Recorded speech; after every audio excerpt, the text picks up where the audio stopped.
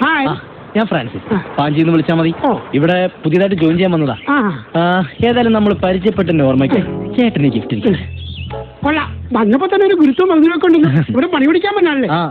Franco ഇവിടെ ജപ്പാനെ പണി പിടിപ്പിച്ചോണ്ടിരിക്കും. Silencer അഴിച്ചു മാറ്റാൻ പറഞ്ഞാൽ എഞ്ചിൻ അഴിച്ചല്ലടാ. എഞ്ചിന് സൈലൻസറുമായിട്ട് കണക്ഷൻ ഉണ്ടല്ലോ. ശരി, ഫാൻ ബെൽറ്റ് മാറ്റി ഫാൻ അഴിക്കാൻ പറഞ്ഞിട്ട് നീ അഴിച്ചോ? അയ്യോ, അത് ഞാൻ എപ്പോഴേ അഴിച്ചു. അയ്യോ, എഞ്ചിൻ ഫാൻ അഴിക്കാൻ പറഞ്ഞാൽ നീ സീലിംഗ് ഫാൻ അഴിക്കും അല്ലടാ.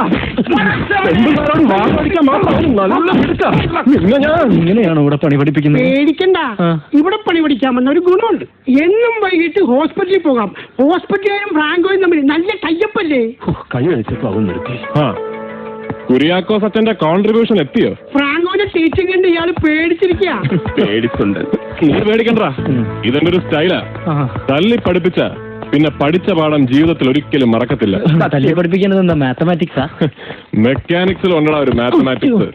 അത് നിനക്ക് വഴിയെ മനസ്സിലായിക്കോളൂ. എന്റെ നെഞ്ചാങ്കോട്ട. അനിയനിങ് വന്ന് ഞാനിപ്പോ കെമിസ്ട്രിയും ജോഗ്രഫിയാ പഠിച്ചുകൊണ്ടിരിക്കുന്നത്. ബയോളജിയിലേക്ക് എത്തുമ്പോ എന്റെ ബയോഗ്യാസ് വരെ പോകുന്ന തോന്നുന്നത്. ഏതായാലും അനിയൻ വന്നത് നന്നായി. എന്താ കിട്ടണ തല്ല് ഷെയർ ചെയ്യാൻ ഒരാളായല്ലോ. ചെല്ലും മേടിച്ചോ. നിനക്ക് പ്രീവിയസ് എക്സ്പീരിയൻസ് വല്ലതും ഉണ്ടോടാ? പേടിക്കണ്ട, ഇല്ല. അറ്റ്ലീസ്റ്റ് ജാക്കി വെക്കാൻ അറിയോ? അയ്യേ, പ്രധാന പ്രവർത്തന മേഖല ബസ്സിലായിരുന്നെങ്കിലും ഞാൻ ആ ടൈപ്പല്ല. നിന്റെ പഴയ ഉടായ്പ വേല വല്ല ഇവിടെ ഇറക്കിയ നിന്റെ സെന്റർ ബോൾട്ട് ഊരിയെടുത്തു. പിന്നെ വരുന്ന കസ്റ്റമേഴ്സിനോട് മര്യാദപൂർവ്വം കംപ്ലൈന്റുകൾ ചോദിച്ച് മനസ്സിലാക്കുക. പണിയെടുക്കാൻ വന്നാൽ പണി എടുക്കുക മാത്രം ചെയ്യുക, പണി തരാൻ നിൽക്കരുത്. പെമ്പിള്ളാരെ വായി നോക്കിയാൽ ആ വായിൽ ഞാൻ ഗ്രീസ് അടിക്കും. മനസ്സിലാടാ? മനസ്സിലായി. അതെ, തൊട്ടപ്പുറത്ത് എന്റെ ഭാര്യ ഒരു തയ്യക്കറാണ് തന്നത്. നീ അങ്ങോട്ട് നോക്കാനേ പാടില്ല. വണ്ടിയുടെ തെണ്ടികൾ നോക്കേണ്ടിയാ ഞാനിപ്പോ അനുഭവിക്കുന്നു. ഒരുമാതിരി കുത്തണ വർത്താനം പറയരുത്. ശരിയാ, പണ്ട് എലിസബത്ത് ഞാനുമായിട്ട് സ്നേഹത്തിലായിരുന്നു. സിനിമയ്ക്കും പോയിട്ടുണ്ട്.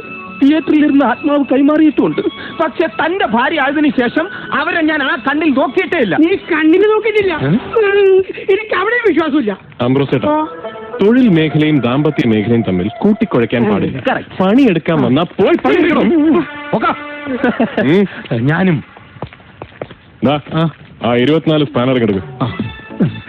അതെ, 24 സ്പാനർ ചോദിക്കണം.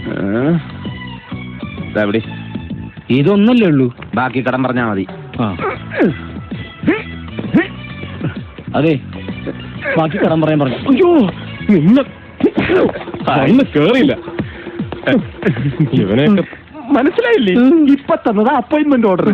പേടിക്കണ്ട, ഫ്രാങ്കോന്റെ കയ്യിൽ നിന്ന് തല്ലുകൊണ്ട് അന്ന് കോള. നമുക്ക് വൈകുന്നേരം വയറു നിറച്ച് ഭക്ഷണവും ബിയറും വാങ്ങിത്തരും. പക്ഷേ ഇതുപോലെയൊന്നും കൊണ്ടാ പോരാ.